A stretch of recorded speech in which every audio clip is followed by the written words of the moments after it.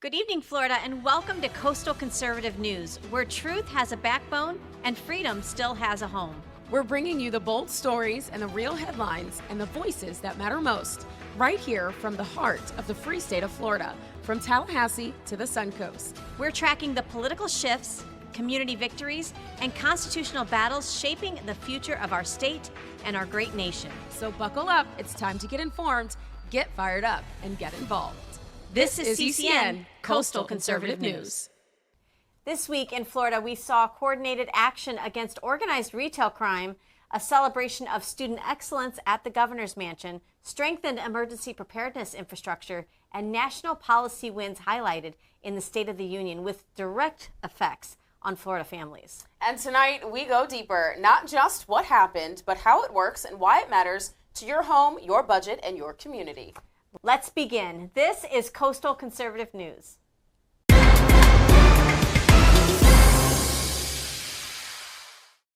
Hi guys, for this week's Week in Review, public safety this week was about dismantling criminal infrastructure, not chasing headlines. Attorney General James Uthmeier announced an arrest tied to a multi-county organized retail theft operation.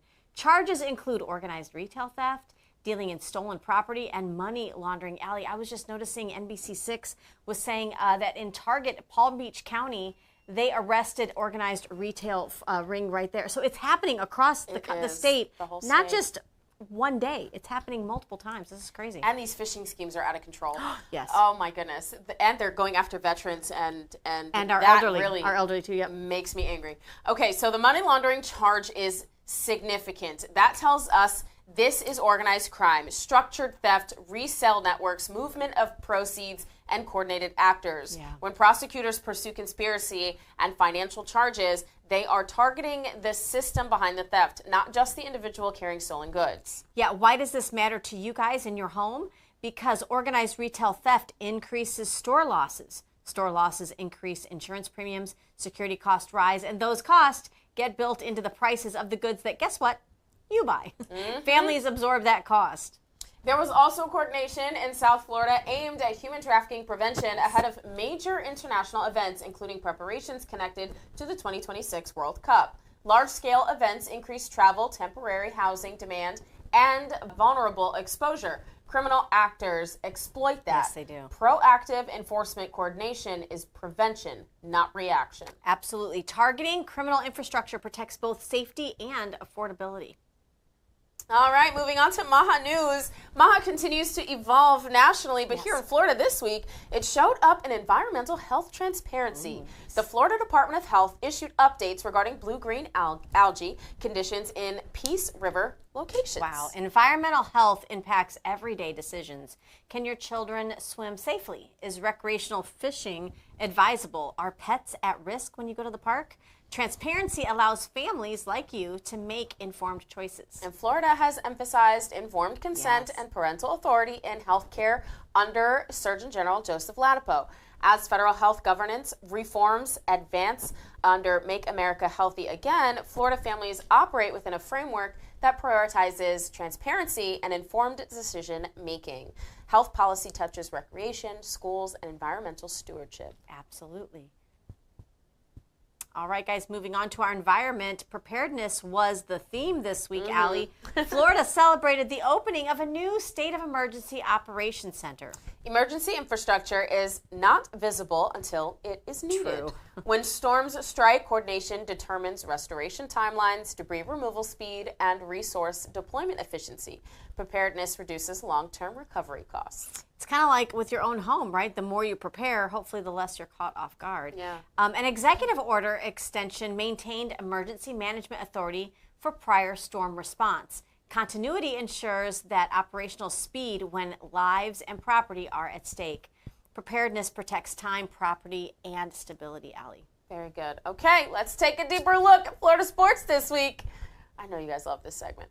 Because these games are not just about entertainment, right? Yep. They are economic drivers and postseason indicators. You guys, let's pay attention. And let's face it, it's a little bit of competition, and not that we're competitive at all. No, we love this. Okay, so starting with the Miami Heat. On February 20th, The Heat defeated the Atlanta Hawks 118-104. Yep. Miami controlled tempo in the second half and executed defensively down the stretch. That win matters because playoff positioning in the Eastern Conference is tightly contested, and February wins determine whether you host playoff games or fight through the play-in. Yeah, hosting definitely matters. A single playoff home game generates millions in local economic activity. Restaurants, parking, hospitality, downtown traffic. I'm sure our locals are like, that's the backbone of every small community. It is. Competitive teams stimulate local economies, and I think they kind of boost morale. Again, competition's good. I think so too. Yeah. It takes your eye off all the political noise and you can focus a little bit on sports. Might need that a little bit. But it just depends on if politics is out of the sports system. I don't know. Now to Orlando Magic on February 26th. The Magic secured a 112-107 victory over the Houston Rockets after disciplined late game execution and strong perimeter defense. Orlando's young core is demonstrating composure in closing moments, which is a playoff caliber trait. And that's interesting to see from those players that are younger, right? The Magic are not just developing, they are competing in the upper half of the Eastern Conference, guys. This is a huge thing.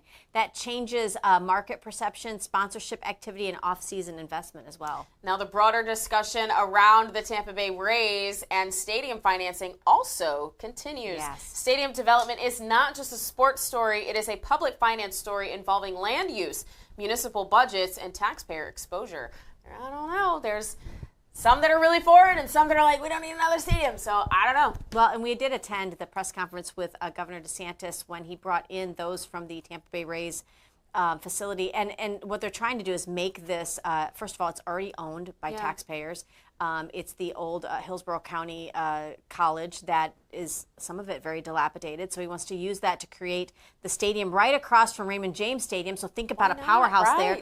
He's talking about more entertainment, more shopping, things besides just sports, right? Right, and what they keep alluding to is the way that the Orioles stadium looks. So when you go to the Orioles, which is why I'm such a huge fan of the Baltimore Orioles. Oh my gosh, Allie. I am. I love going there because there's so much. They're better than Washington. I just love. Oh, okay. They are. I'll give you that. They are. I was and the thinking atmosphere. Cubs. No, but the atmosphere is different too. Yeah. When you go there, like there's more entertainment. Everybody is more engaged in the game. When you go to the Washington Nationals games, it honestly feels like you're at a political event. Like nobody's excited. Who wants that? Everybody's talking business. No one's really paying attention to the game, and it's just different. The vibe is different. The feel is different. And I think that has to do with how the stadium is built, what they have around there. It's more of a. It's more of like an icon. Yes, for the area. it is. It's an icon. Well, and that's how Wrigley Field is right now. They call it Wrigleyville because it's all the little bars and restaurants around it. Bar hopping, so it's and shopping. And it's lovely. You said shopping. I mean, I don't mind if you go to a football or baseball game if I can go shopping. That's all I'm saying. Let's go. Road trip. Yeah. All right. Sports in Florida is obviously economic policy. We just said it. Shopping. All right, now that's your week in review, and when we come back, we're taking it local with our Suncoast Community with stories, people, and events from right here along the Suncoast. We'll be right back with more CCN. From the heart of Marietta, Georgia, comes a tribute to the spirit of liberty. Liberty Cigars, where history meets craftsmanship. Each cigar tells a story. The Founders Collection honors the visionaries who shaped a nation. The President's House Collection celebrates the leaders who steered it. And the Naval Series salutes the heroes who defended it. Handcrafted with precision, each blend mirrors the essence of its namesake. From the boldness of George Washington to the elegance of Thomas Jefferson. Indulge in a moment of reflection. Light a Liberty cigar and savor the legacy. Discover your story at libertycigars.com because every great nation deserves a great cigar. Liberty Cigars, smoke the history. And don't forget to use promo code OPENMIC for 10% off your order.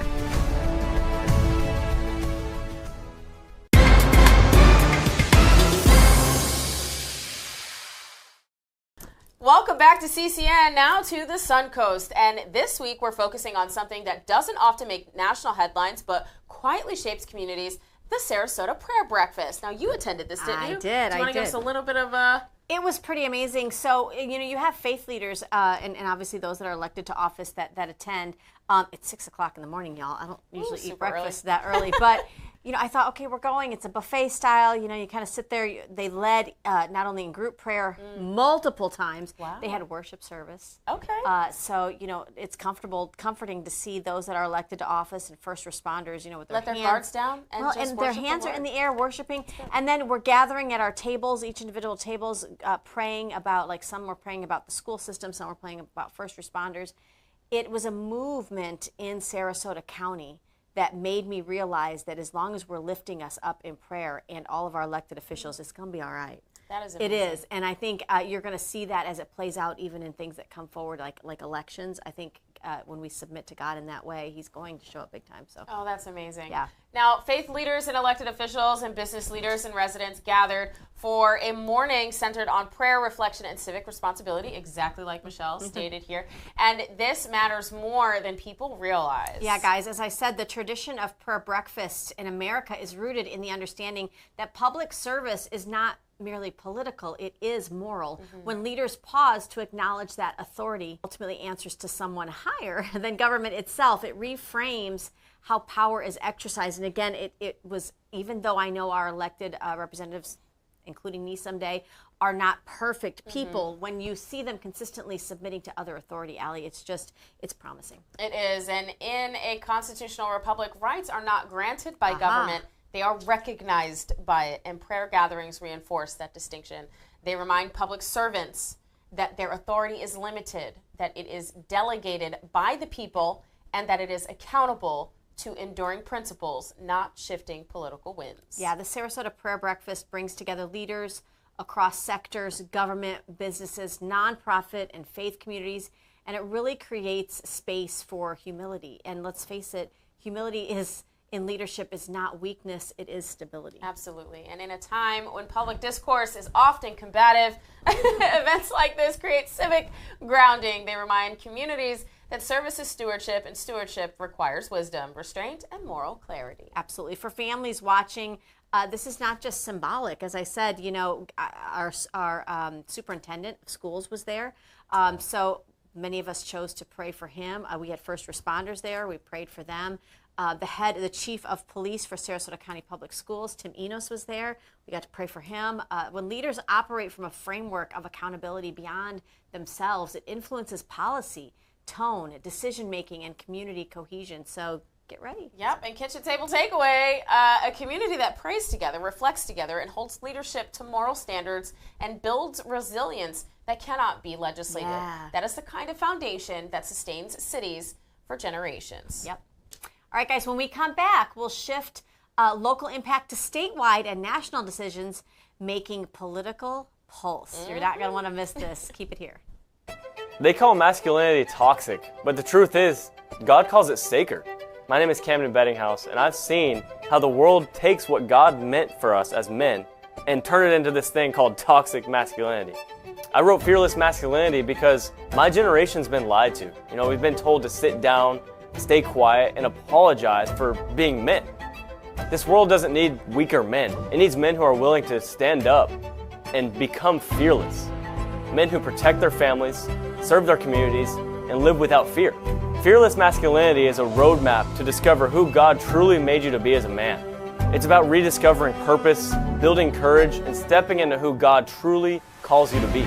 If you're tired of being called toxic just for being a man, and you're tired of shrinking back, tired of silence, this book is for you. Are you ready to step up? If you are, go to CamdenBettinghouse.com to get more information and become a fearless man of God.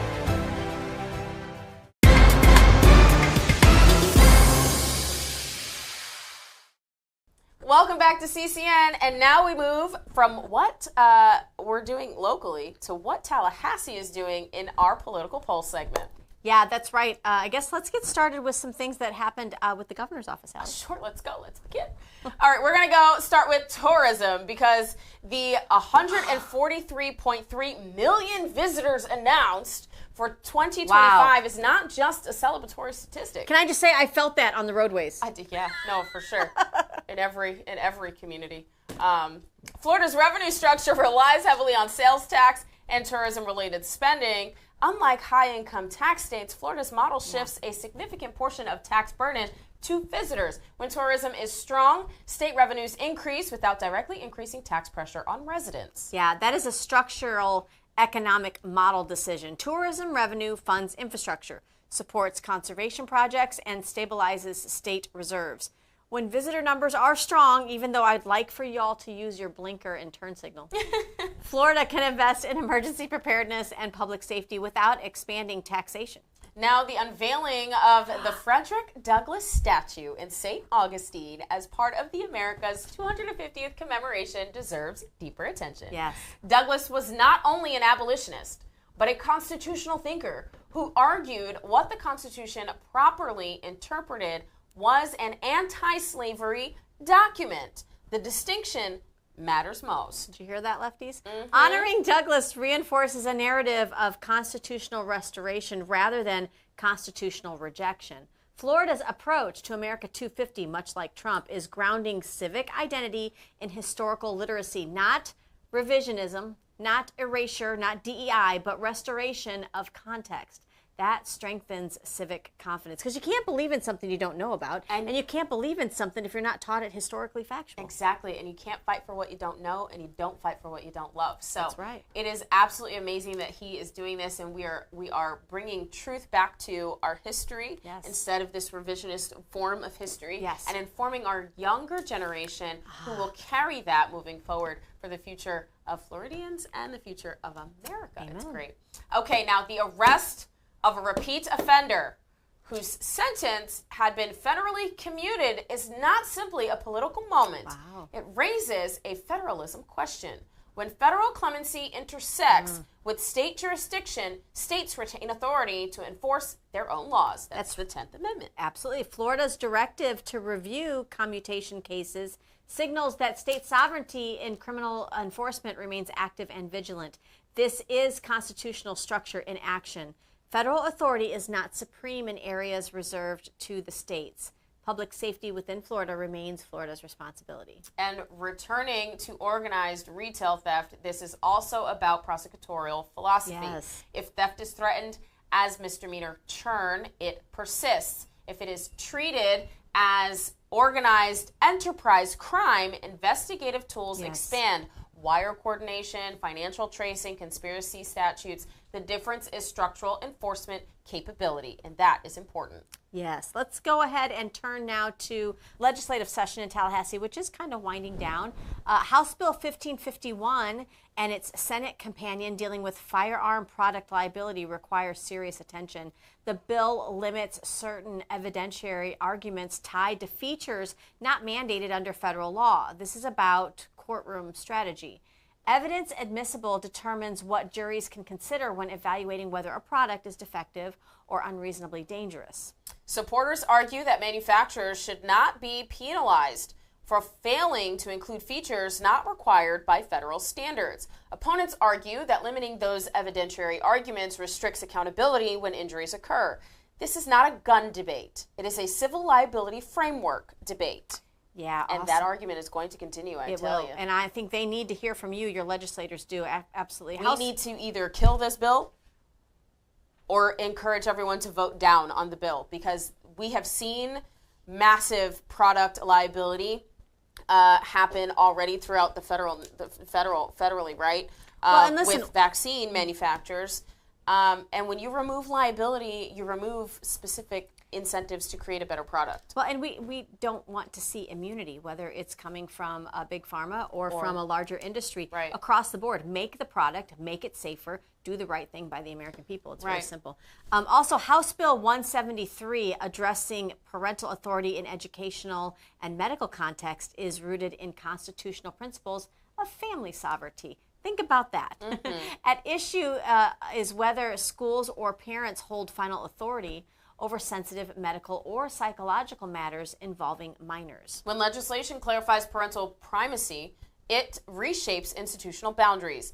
This is structural governance, not symbolism, and parents have the ultimate authority over their children. They do, which brings me to a call to action we've put out recently on the Hollow Alliance. Yes. Guys, we have a victory in that Senate Bill 1756 is now going before the Senate Rules Committee, but they need to hear from you. We want this to be voted on favorably, guys. So the committee's going to meet in Tallahassee Tuesday, March 3rd. That's coming up quickly, so make your travel plans at 9 a.m. at the Senate Rules Committee. Guys, go to thehollowalliance.com for more information. All right, now let's turn to education. And this week, the story is not just about ceremony, but about structure. Florida's Black History Month student and educator contest winners were formally recognized at the Governor's Mansion, but behind that event is something more important: how Florida is framing civic education. And Allie, we had the pleasure of attending at the Governor's Mansion. You brought your kiddos. I did. Which they was loved fun. it. They got to play football on the front lawn. The Governor's front yard. They were rolling around. It was amazing. It was great. I wish that I got video, but we were in the press conference, so it was okay. Mom still got to work, right? Students across the state submitted essays and artwork reflecting on Black history and its influence on American development.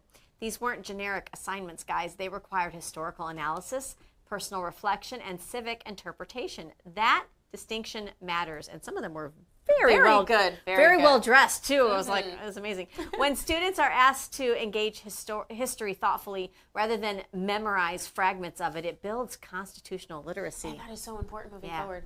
And constitutional literacy is the foundation. It is foundational to our society. So a free society requires citizens who understand how rights were secured, how institutions developed, and why civic responsibility is important. Recognizing students' scholarship reinforces that education is not just workforce preparation. It is civic formation.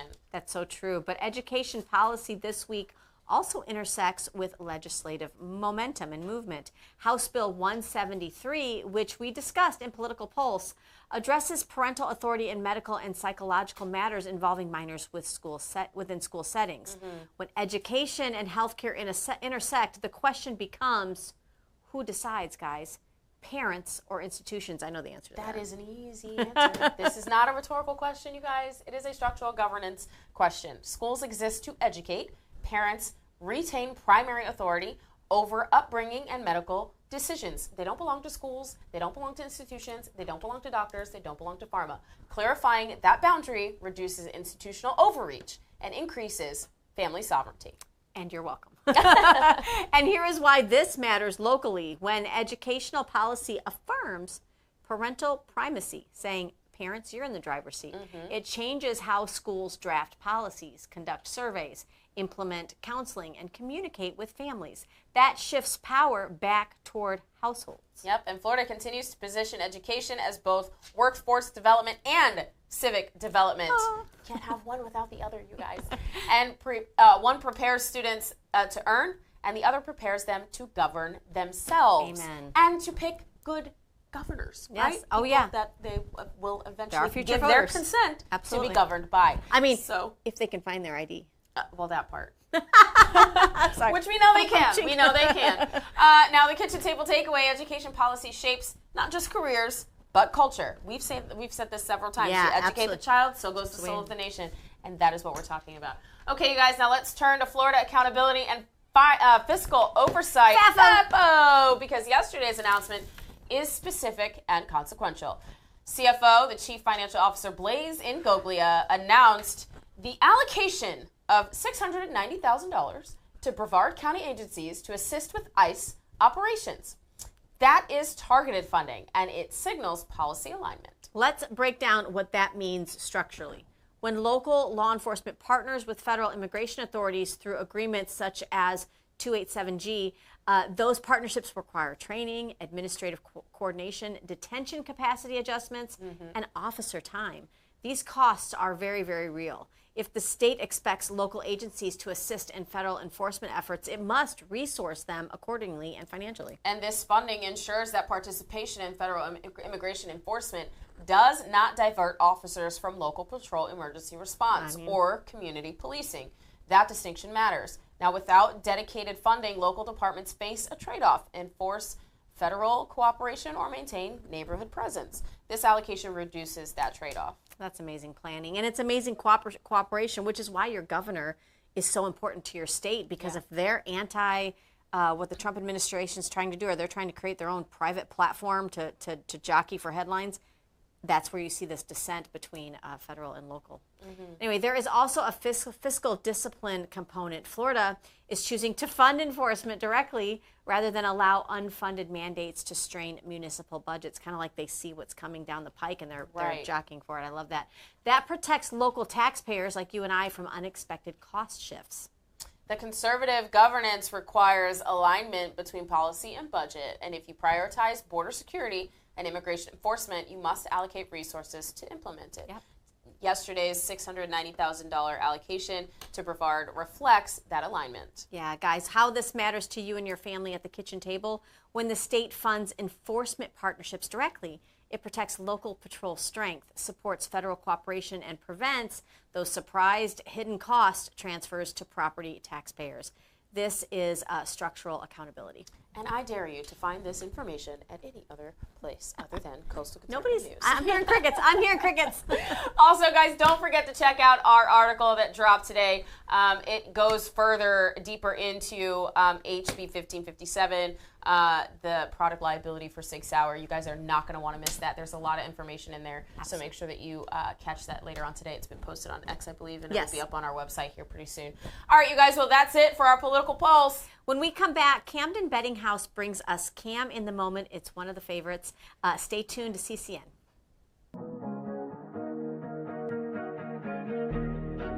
Hi. Hello, how are you? We are here to get an IV. An IV. I heard you have an IV room? Yeah, absolutely. You just head right back this way. Awesome. Thank you. Knock, knock. Hello. Hi, I'm Michelle. I'm Sarah. Sarah, this Hi, is Al. Allie. Nice to see you. How can I help you? We're stressed. We're moms. We've got multitasking going on. I feel like I fall victim to like a brain fog a little bit. I don't know if that's my age or whatnot. You need a little bit of clarity, a little bit of energy. Yep. Right? Is there of an IV that you would recommend for that? Thank you. We call this the brainstorm. The brainstorm. The brainstorm. Come visit We the People Health and Wellness Center. Where medical freedom exists. Welcome to Cam in the Moment. I'm Cam, and here are your week's biggest moments coming up.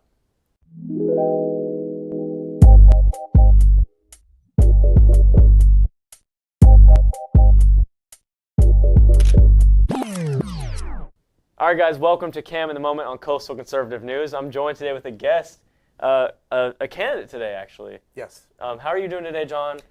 Very well. Introduce yourself to the people watching. We're actually doing this interview at it's a unique time. We just had the passing of a county commissioner for Manatee County, Carol Ann Phelps. Yes, yes. And so our heartfelt condolences, prayers, and everything to their family and to the Manatee County. But just introduce yourself to the people, and also if you want to say something about that, you're welcome to. Well, yeah, Carol Phelps is a good friend, and did a lot for Manatee County, District 1, and she will be missed. Yeah.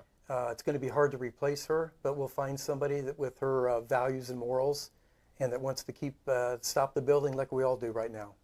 Yeah. So, John, thank you so much for joining me today. Why are you running for Manatee County Commission? And it's District 6, right? So it's the at-large. Yes, it's at-large, and what at-large means, it's all of Manatee County. Sometimes people get confused what that means, District 6. So it's at-large, all of Manatee County. And whether you're a Democrat, Republican, or Independent, you can vote for me. You can sign a petition if you like what you hear about what I'm talking about. So I'd appreciate that as well. You can see my website at www.electjohncalovich.com. So why did you decide to get into this race? I know that you live in Manatee County. You probably have been involved with the issues for a while. But what made you really step in and say, I need to do something? Cam, that's a great question. I mean, it really is a great question. There's numerous things that I saw, and I actually wasn't sure how to attack them at the time. I own a pool company called America Swimming Pools, and the reason I started that was because there was no transparency with the companies that were coming out and doing work for us. And what I saw is a lot of lying, cheating, And I thought there's got to be a better way, a transparency. That's one of the things. The other thing that happened is about 8 months ago, I tried to get a hold of a county commissioner who I won't bring up their name, but 3.5 months later, I still never heard back from them or their assistant. Wow. And that's something that I totally against because basically at the time I'm paying for them and I should be heard. And those are the reasons I decided I'm going to run and I'm going to make changes. And people may like it, may not, but this is what I stand for. Yeah, and so you brought up a little bit about the building earlier at the beginning, the development. You said a lot of people might feel like that's an issue right now. What would you want to do about that? Because it seems like our current board is kind of split on that. There's some people that are pro-building and some people that don't want the development. So what's your stance on that, and what would you say to the citizens that have to reap the benefits or consequences of it? Sure. Well, right now, everybody is reaping the problems. The problems are traffic, sewers, the wetlands that are being taken up and gone. The other thing, the big thing, is also the wetlands, obviously, but the sewer systems, the roads, those all have to be changed. Before any building goes, stop the building. The goal is to give the government of Manatee County back to the people, you and me and everybody out there, all your listeners. You need to make those decisions, not the people on the board right now. So do you think that we're growing responsibly, or do you think we're actually growing too fast for the infrastructure we have? Because let me tell you, I just drove to Bradenton from Lakewood Ranch yesterday. It took me an hour for the drive that used to take 30 minutes. Right. So there's obviously a problem with traffic lately. Camden, I got a better one than that. So that was good, though. Don't get me wrong. So one of the things I did the other day was on 64 highway, drove from 64 to 70 in the morning, just for fun to see what it's like, 22.5 minutes. No exaggeration. And I'm thinking, this is absolutely crazy. And it's things like that need to be changed. It's all the structure. The infrastructure is not there. They continue to build, and we can't stop it. We need everybody out there, everybody. If you're conservative and you're tired of seeing the traffic, the building, the taxes, all those things, we need you. We need you. This is going to be the biggest campaign in Manatee history. And be a part of it. Be a part of it. So can you explain what would happen if we elect someone in that position that is pro-building and we continue on that pattern? Where would the county go from here? Is there a serious problem that will come up? I know there's already problems, but where does it go if we don't do the right thing right now? Gee, Cameron, it would be, what's going to happen is you're going to see flooding that you've never seen before because you won't have any wetlands. We can't stop it. SB 180 is set up just before that. Our team is going to stop that, and we can once we get in. Again, I can tell everyone that I'm going to do this, this, and this for you. I can't do it without your vote. I got to have your vote. Once you get me in, I will make you proud that you took time to vote and to understand what's going on in Manatee County right now. Yeah, so speaking of the building and Manatee County, there's a big thing that's been going on, the Tallahassee cruise port proposal. I know you've probably heard about that. And just a little bit. There's some people that they're pretty mad about the development of that because they felt like it was going to take away from a lot of the environment we have here, the beautiful environment, and that it could cause some problems. So do you have an opinion on the cruise port proposal and what would happen with the future, like large-scale projects like that, and who gets to say in it? Because it's been a debate for sure. That is a huge debate right now. I am totally against it, 100% against it, and I will fight anything I can to stop it. The things that I have seen, it's the dredging and the environment that it's going to hurt. It's going to hurt so bad. The traffic flow, the Sky Bridge is going to have to be doubled. The impact, I don't think that people understand because it was kind of slid through without a lot of people really understanding, which goes back to giving the government of Manatee County back to the people so that they know what's going on and there's no surprises and that they have a chance to really understand what is going on. And that's not there right now. But no, I'm 100% against it. Anything I can do to stop it, I'm going to stop it. Yeah, and I like how you said that the people should have that power because that's what our government has been founded on since the beginning. It's we the people. It's about Exactly. the people that live in the communities should have the biggest say, right? And so that's an opinion I think anyone should agree on, but unfortunately we have people that don't think that, and the wrong people get elected and things don't always follow I think it's kind of interesting. If you see when everybody was elected, and as they get in, they say they're going to do this, this, and this, and once they're in, when they get this power, Cameron, it's unbelievable how people change. Yeah. A little bit of power changes someone. And the other thing is, if they're getting money from the builders, all of a sudden they change of what they believe, and all of a sudden their personality, everything changes. Yeah. You know, I can assure you, myself and our team that are running, we're not going to change. You'll see the same people voting the same way for the people of Manatee County. Yeah. It's not going to change. Yeah. So there is a difference between local government and federal. A lot of people only think about the elections when it's a presidential election or something. Correct. But can you explain to us why it is so important to get involved in the local elections too, like yours, like the county commission? Well, it is, because your group is younger, which is awesome. And again, thank you all for taking time. But it's important. You're eventually going to get to that 35, that 25, 35, 45 year age. And you guys want to have something left, you know, whether it be take your grandkids to see the wetlands. What does that mean? Yeah. You know, the environment, to see the wildlife, to see all those things that you could participate. Now, maybe it's not important now, but it's going to be, and it's going to be a huge part of that. And it's the same, I'm going to go ahead and say it, but it's the same with religion. Religion is so important right now. And, you know, I've got an 18-year-old that goes to Cardinal Mooney.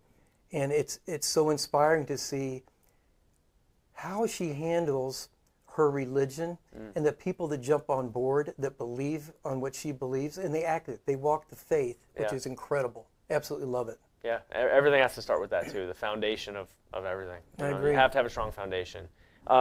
Why should Gen Z voters, because I'm Gen Z, I'm young, there's a lot of people watching that probably are just now getting into politics, like you mentioned, might not know everything that's going on. Why should they care about this election specifically if they live in Manatee County? Why does this matter to them? Again, another great question, yeah. The first thing I would say is you want to be involved with everything in your community. And the reasons behind that is you have the ability to make changes. Gen Z has such a big platform, and I don't think you guys realize what you have. I really don't.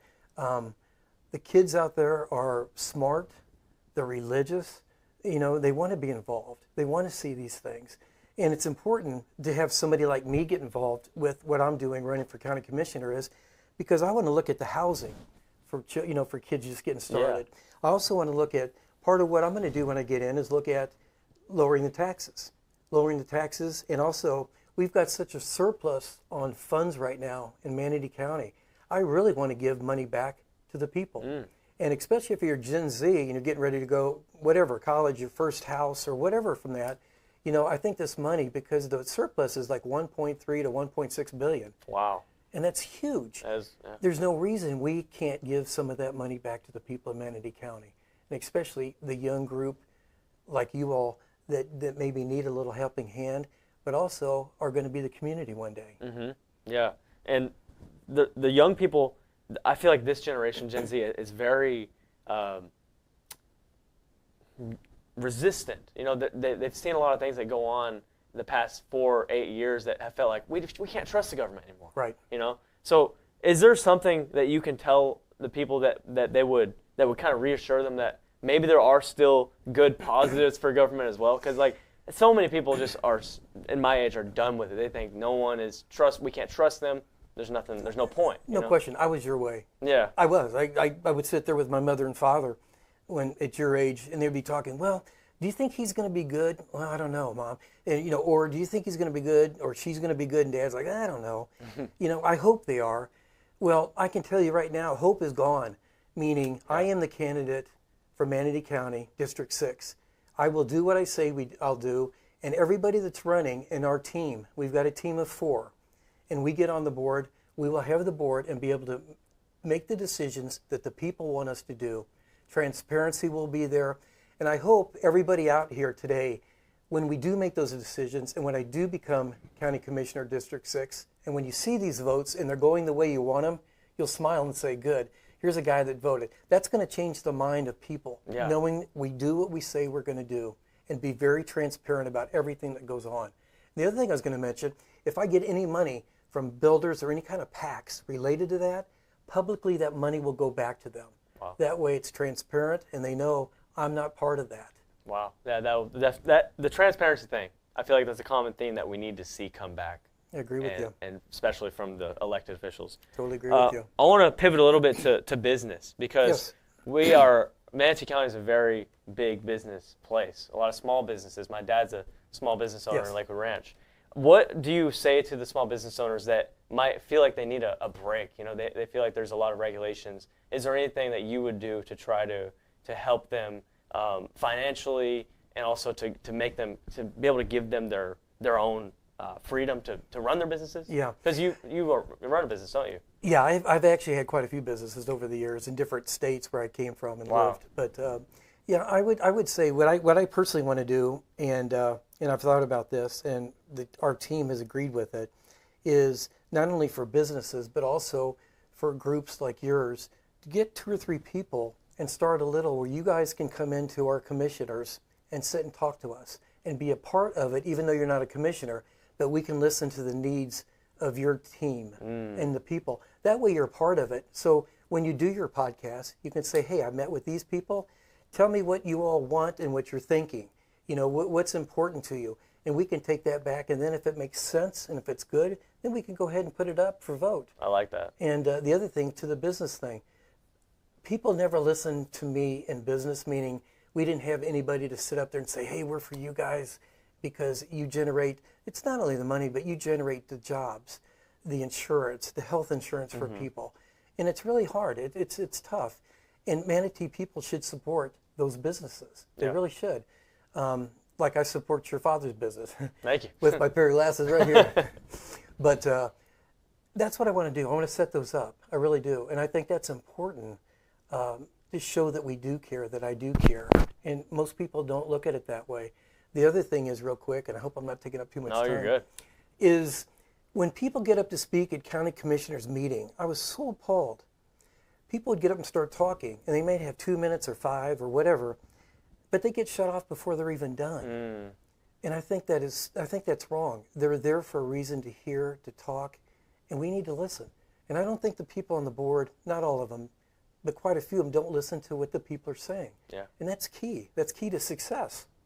Yeah, has to go back to the people. I love it. Yes. I love that idea about bringing in meetings where they can see what the conversation's like and give their input. So Well, you can I got you on tape, so you're one of them. So it's good. yeah, exactly. All right, so just to conclude, a few more. Sure. What will be different in a few years if you were to get elected in this election? What's your main priority and kind of the vision if you were to win this one? The vision is right away to stop the building. And what I want to do is put moratoriums on everything that I can. Now, there's some things that are already so far I can't do anything about it. Yeah. But what I can do is make sure that as we're going through and looking at each item that's being built or going to be built, why? Why? What's the cost? Who has looked at it? Who hasn't looked at it? Why? Why is, the questions of why. There's so many things that have been pushed through, nobody knows anything about it. And that's over. Yeah. The other thing I didn't mention, Camden, is Bob McCann hired a gentleman from Our Lady of the Angels and to do an audit. And that's where they came up with all the spending that nobody knew where it was from. The Doge pretty much did it. We are going to get a group in that knows nothing about Manatee County. They're going to come in and just do an audit on everything. This is going to be bigger than the $112 million that they say they found. It's going to be bigger than that, and we'll know exactly where that money's going. Again, transparency of where the money's going and why. Yeah, that's awesome. All right, so I always end my segments with a wholesome moment of the week. Sure. So I want to end it in a similar fashion with asking you, what's the best part of our county? What do you love about Manatee County, and what makes you so proud to be a part of this group of people and community? This was just the other day, and because I care about the community so much, even more now that I'm running, because I'm understanding more of the frustrations that I've seen. I was at Del Webb to have a meeting with someone that, to be honest with you, I was at the wrong day. So I'm standing out kind of in the lobby of Del Webb at the amenity center, and this man and woman walk up, friendly as can be. I mean, absolutely friendly. How can I help you? This and that. And that's what I find all over. They didn't know I'm running for anything. It was just a nice couple. And I see that all over Manatee County. I see people that care, that want change. They want the development to stop. At least let the infrastructure catch up and then build. We're going to be running into problems, not only with the building, but it's the water. They're already talking about Heard a lot about that. Oh my gosh, they're already talking about water, even going outside of Manatee County to get water. The people are the people I love. Even in the pool business, the people I've met, they're great people.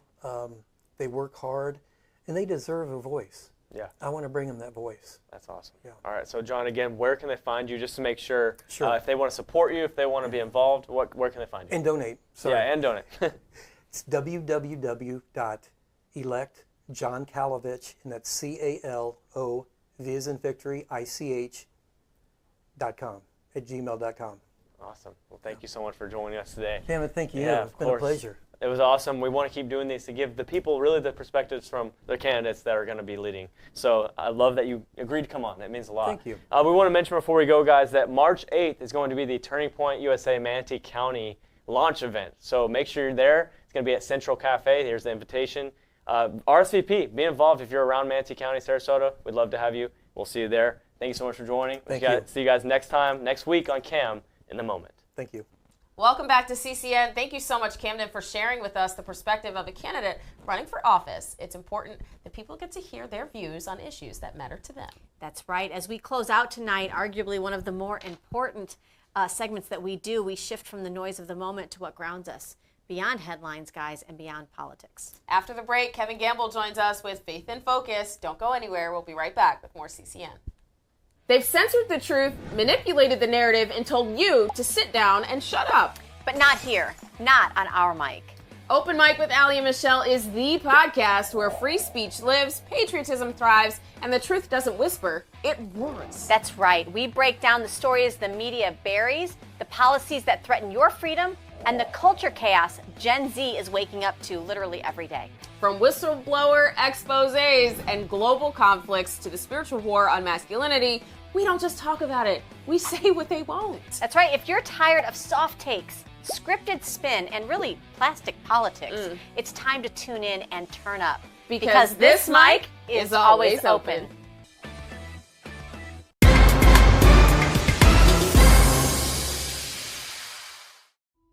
Welcome to Faith in Focus. Today we're exploring Genesis 1 through 11, a foundational portion of the Bible that sets the stage for God's story with humanity.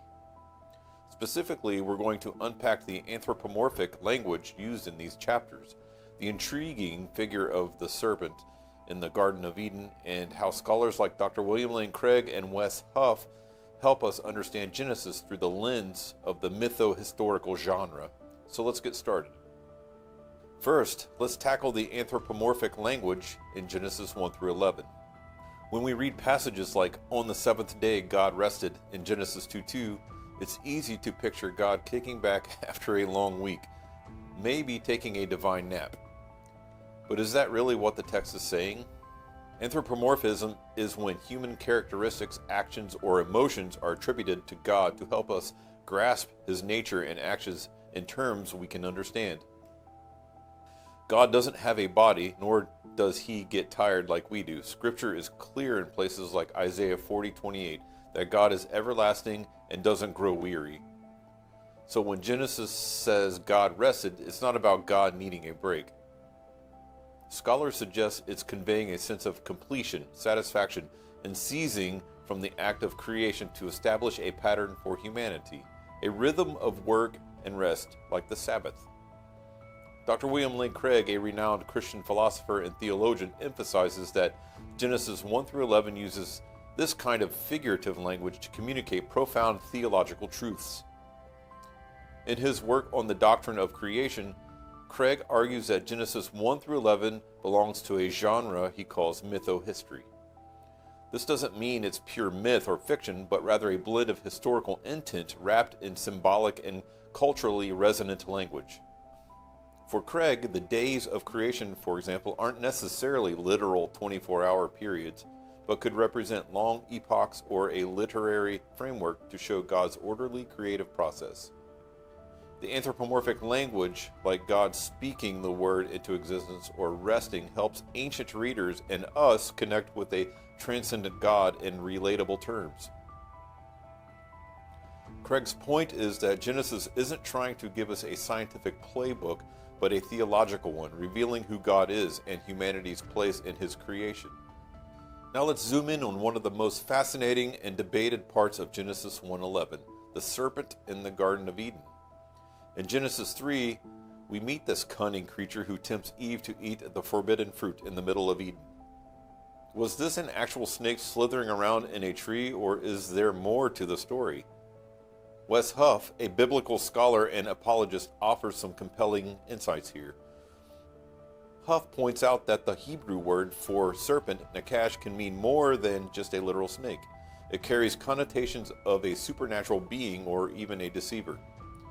In the ancient Near Eastern context, serpents often symbolize chaos, evil, or divine adversaries. Huff suggests that the serpent in Genesis 3 is likely a representation of a spiritual entity. Most Christians would identify this as Satan or a demonic figure, rather than just a talking animal. This interpretation aligns with later biblical texts like Revelations 12:9, which calls Satan that ancient serpent. The idea of a literal talking snake might stretch credulity, but understanding the serpent as a symbol of a malevolent spiritual force fits the theological narrative of Genesis. It's not about zoology, it's about the introduction of sin and rebellion into God's good creation. The tree, the fruit, and the serpent are vivid images that convey the reality of human choice and the cosmic battle between good and evil. So how does this mytho-historical genre, as Craig and Huff describe it, shape our reading of Genesis 1-11? For one, it invites us to focus on the why rather than the how. Genesis isn't a modern science textbook or a historical chronicle like we might expect today.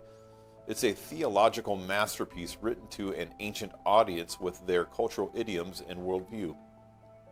The anthropomorphic language, God walking in the garden, resting, or forming Adam from dust, helps us see God as personal, relational, and invested in his creation. The serpent, whether a literal creature or a symbol of a greater evil, points to the reality of temptation and humanity's fall. As Dr. Craig often emphasizes, we don't need to pit Genesis against science or demand it conform to modern historical standards. Instead, we should read it as a divinely inspired narrative that communicates timeless truths. God is the sovereign creator. Humanity is made in his image, and sin disrupts our relationship with him. Wes Huff echoes this, encouraging us to see Genesis as a story that's true in its theological claims, even if it uses symbolic or anthropomorphic language to get there. As we wrap it up, let's bring this home. Reading Genesis 1-11 with an understanding of its mytho-historical genre doesn't diminish its power, it deepens it. The anthropomorphic language makes God accessible, showing us his care and purpose for us.